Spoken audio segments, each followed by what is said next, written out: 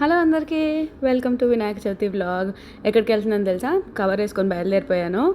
ప్రతి వినాయక చవితికి నేను మా మమ్మీ అలా కవర్ వేసుకొని వెళ్ళి పత్రి కొనుక్కురామన్నమాట, కొట్టుకొస్తాము. ఏమేమి ఆకులు తేవాలో మమ్మీకి తెలుసు. నేనేమో బయట సీజర్ అది పట్టుకొని మమ్మీతో వెనకాల వెళ్తుండే. I miss that this year. కానీ ఇక్కడ అసోసియేషన్లో మెంబర్ అని చెప్పాను కదా, పత్రి ఆర్డర్ చేశారంటే కానీ అది వస్తుందో రాదో తెలియదు అని చెప్పి కంగారు పడుతున్నారు. సో నేను ఒక చోట గరిక చూస్తే వెళ్ళి కోసుకొద్దామని చెప్పి డిసైడ్ అయిపోయాను. ఇంకా నేను వెళ్ళి ఆ పని చేస్తుంటే ఫ్రెష్ కనిపించాడు నాకు. ఆఫీస్ నుంచి రిటర్న్ వస్తున్నాడు అనమాట. ఇది కోసుకోవడానికి గరిక వీడియో చేయడానికి పర్మిషన్ అడిగిన అంటున్నా. కోసుకోవడానికి అయితే అడిగా. మంచి టైంకి వచ్చండి మా ఫ్రెష్ గరిక వస్తున్నాను ఫ్రెండ్స్. చెయ్యి తొందరది. ఇంకా నేను కత్తెరతో కట్ చేస్తే అయినట్టే అని ఫ్రెష్ దెబ్బ పీకిచ్చేసిండు నాకు. అది తీసుకొని ఇంటికి వచ్చేసినాం. ఇంటికి వచ్చిన తర్వాత నేను దండ కట్టుకుంటుంటే వంటకి ప్రశాంత్ అంతా ప్రిపరేషన్ చేశాడనమాట. వంట చేస్తాడు కానీ అది అసలు బాగోదు, మనం తినాలంటే మనమే భయపడాలన్నమాట. అందుకని నాకు కట్టింగ్లో హెల్ప్ చేస్తూ ఉంటాడు. ఇంకా ఇది అయిన తర్వాత అసోసియేషన్ వాళ్ళు రమ్మన్నారు ఇవాళ కొంచెం డెకరేట్ చేసుకుందామని. ఇవాళ ఫ్రైడే, రేపు పండగ లైక్ సాటర్డే రోజు. సో దండ కట్టాను మొత్తం. దండ ఎంత బాగా కుదిరింది కదా. ఇక్కడ నుంచి రెడీ అయిపోయి ఇంకా నేను కమ్యూనిటీ హాల్కి వెళ్ళిపోయాను. ఇది ఈశ్వరం టెంపుల్ అని చెప్పేసి ఉంటుంది కోవెంట్రీలో. ఆ కమ్యూనిటీ హాల్లో ఇది అనమాట. అవుట్పుట్ మాత్రం మస్తు మంచిగా వచ్చింది. అక్కడ నుంచి ఇంటికి వచ్చేసిన. ఇంకా నేను అక్కడ డెకరేషన్ అంతా చేసిన తర్వాత నాకు బాధ వేసింది. అసలు లేదు నాకు కూడా వినాయకుడు కావాలి, మన ఇంట్లోకి కూడా వినాయకుడు రావాలని చెప్పి. అయితే ఇన్స్టాగ్రామ్లో రీల్ కనపడింది, పేపర్స్ తోటి వినాయకుడిని ఎలా చేయొచ్చా అని చెప్పి. ఏ ఫామ్లో అయినా దేవుణ్ణి చూసుకోగలిగే అంత గొప్ప సంస్కృతి మనది కదా అని అనిపించింది. సో అలాంటివి మనకి 8 పేపర్స్ తమలపాకులు కావాలన్నమాట. అలా కట్ చేసుకున్నా ఫస్ట్. ఇప్పుడు ఇవి ఉన్నాయి కదా, వీటి మీద ఇలా గీతలు గీస్తున్నాను అనమాట. ప్లెయిన్గా ఉంటే మరి బాగాలేదని చెప్పి గీతలు గీస్తున్నాను. నాకు మన హిందూయిజంలో ఏం నచ్చుతుంది తెలుసా? లైక్ ఇలా పేపర్లో దేవుణ్ణి చూడగలుగుతాము. మన వరలక్ష్మి వ్రతంకి అందరూ ఇంట్లో ఉన్న చెంబులు గిన్నెలు అన్నిటితో ఎలా చేయగలిగితే అలా క్రియేటివిటీ వాడి అమ్మవారిని తయారు చేసుకున్నారు. మంచిగా అనిపిస్తుంది. కానీ ప్రాబ్లం ఏంటంటే ఇలా వస్తువుల్లో వీటిలో దేవుణ్ణి చూసిన వాళ్ళు సాటి మనుషుల్లో మంచితనం చూడరు. బేసిక్ మంచితనాన్ని చూడరు. లైక్ ఎంపథెటిక్గా ఉండరు. ఎంపథెటిక్ అంటే ఎలా చెప్పాలి తెలుగులో? ఎంపతిని తెలుగులో ఏమంటారు మీకు తెలుసా? కమెంట్ చేసి చెప్పండి. ఎంపతి దయాగుణం అదేనా? అయి ఉండొచ్చు. సో ఎంపథెటిక్గా ఉండరు. ఎవరైనా ఏదైనా కొత్తగా ట్రై చేస్తున్నారంటే ఇదే జెలసీగా ఫీల్ అవ్వటము, లేకపోతే వాళ్ళేం చేశారులే నెగిటివ్గా మాట్లాడము. చాలా తక్కువ మంది ఉంటారు మన మంచి కోరేవాళ్ళు కదా. ఫ్రీ హ్యాండ్తో గీస్తాను, ఇలా చేస్తాను. అన్నిటిపైన గీసేసాను. నేను ఇప్పుడు అరేంజ్ చేసుకుంటాను దేవుడు కనిపించేలాగా. ఇంట్లో దేవుడిని పెట్టడం అంటే చాలా పెద్ద పని. లైక్ అంత నిష్టగా ఉండాలి, బాగా పెట్టుకోవాలి.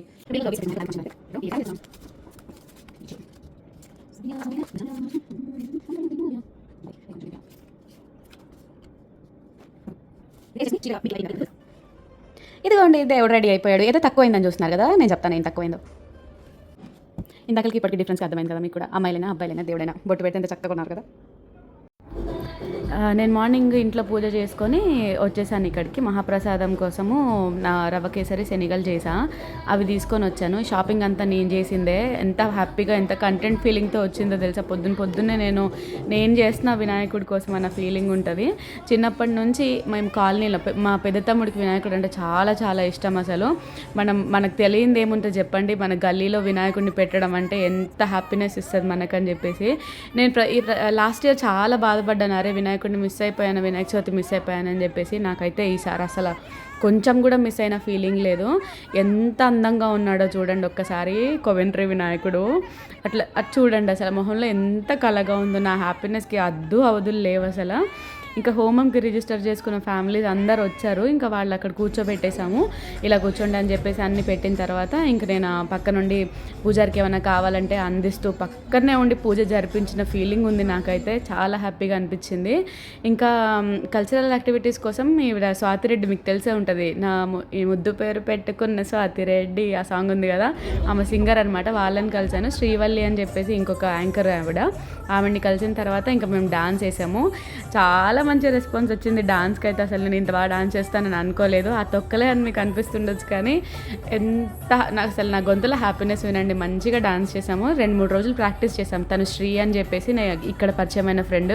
వరలక్ష్మి వ్రతంకి వాయినం ఇచ్చింది కూడా ఈ అమ్మాయి అనమాట.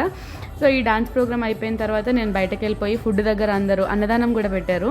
సో ఫుడ్ ప్రిపరేషన్ అంతా ఎలా అవుతుంది ఏంటి అని ఆ రెస్టారెంట్ వాళ్ళే మొత్తం అందరికీ సప్లై చేశారు. అది అయిపోయి తిన్న తర్వాత లడ్డు వేలంపాట ఆప్షన్ వేశారనమాట. 2 లడ్డూలు వేలంపాట వేశారు. ఇటు సైడ్ ఉన్న లడ్డు ఏమో 516 poundsకి పోయింది, అవతల సైడ్ ఉన్న లడ్డు ఏమో 710 సంథింగ్. సో 2 లడ్డూలు కలిపి 110 అంటే ఒక 1,10,000 అనుకోండి 2 లడ్డూలు కలిపి. ఒకటేమో ఆ ఎల్లో కుర్తా అంకుల్ కొన్నారు, ఇంకొకటేమో ఇద్దరు ఫ్రెండ్స్ కలిపి కొనుక్కున్నారు. ఇంకా తర్వాత మహానైవేద్యం పెట్టేసి జరుపుతున్నారనమాట. పొద్దున్నే వచ్చాడు, అప్పుడే వెళ్ళిపోతున్నాడు వినాయకుడు అని నేను చాలా ఫీల్ అయ్యాను.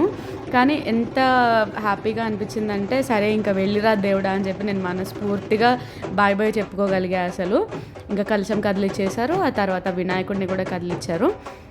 డోల్ కూడా అరేంజ్ చేశారనమాట. అసలు ఆ వైబ్ మొత్తం ఇట్లా సెట్ అయిపోయింది. ఆ తర్వాత ఇంకా దాండియా లేకపోతే మనం ఎలా, ఇంకా కొంచెం సేపు స్టార్టింగ్లో ఆంధ్ర సాంగ్స్ ప్లే చేసినా సరే ఇంకా మూడు రావాలంటే మన తెలంగాణ పాటలు పెట్టాల్సిందే కదా. ఇంకా మంచిగా డాన్స్ చేసాము. అక్కడ ఉన్న వాళ్ళందరూ కూడా నాకు తెలిసి మోస్ట్లీ తెలంగాణ సైడ్ నుంచి అనిపించింది, ఎందుకంటే అందరికీ అన్ని స్టెప్స్ వచ్చినాయి. మంచిగా లోపల దాండియా ఆడుకున్నాం కొంచెం సేపు. ఈ గ్యాప్లో అబ్బాయిలందరూ బయట తీన్మార్ ఆడుతుండే. సరే ఇంకా లేడీస్ ఇక్కడ బోర్ కొట్టి బయటికి వెళ్దాం రండి అని చెప్పేసి తీసుకెళ్ళాము. సో ఇక్కడ ఎక్కువసేపు ఆంటీలందరూ ఎగరడానికి కొంచెం ఇబ్బంది పడ్డారు. మేమైతే కొంచెం సేపు డాన్స్ చేసాము. ఇంకా జనాల్ని చూసి వాళ్ళు కూడా కొంచెం ఇన్స్పైర్ అయిపోయి అవతల సైడ్ చిన్నగా గ్యాంగ్ కట్టేశారు చూడండి. ఇంకా మెల్లగా అందరం డాన్స్ చేసాము. ఇంకా వర్షం స్టార్ట్ అయిపోతుంది. ఇక్కడ యూకేలో ఎప్పుడు వర్షం పడుతుందో తెలియదు, ఎప్పుడు ఎండగా ఉంటుందో తెలియదు అసలు. ఇంక మళ్ళీ అందరికీ ఇబ్బంది అయిపోతుంది కదా అని చెప్పేసి కొంచెం ఫాస్ట్గా స్పీడప్ చేసాము. లోపల నుంచి బయటకు తీసుకొచ్చేసినాం వినాయకుని. నేను ఒక్కదానే లేడీ కోఆర్డినేటర్ ఉండేసరికి అసలు అన్ని పనులు ఆల్మోస్ట్ ఆటోమేటిక్గా అన్నీ నా చేతుల మీదనే జరిగినాయి.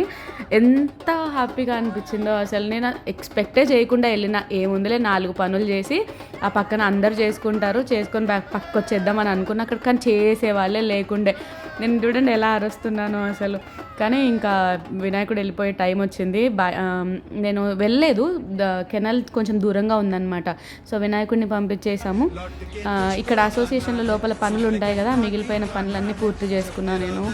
వెళ్ళిపోతున్నాడు వినాయకుడు, బాయ్. అయ్యో చాలా బాధ అయిపోయింది ఫ్రెండ్స్ అసలు అక్కడ దాకా వెళ్ళినందుకు. కానీ ఇన్ని చేసడానికి అదృష్టం ఇచ్చినందుకు నాకు చాలా హ్యాపీగా అనిపించింది. నేను పొద్దున్న లేచేసరికి మా రుద్రంగి దేవుడు కూడా కనిపించాడు నాకు, ఇంకా సంతోషం. మీ అందరికీ కూడా వినాయక చవితి శుభాకాంక్షలు అండి. దేవుడు మనందరినీ చల్లగా చూడాలని కోరుకుంటూ మీ కిట్టు.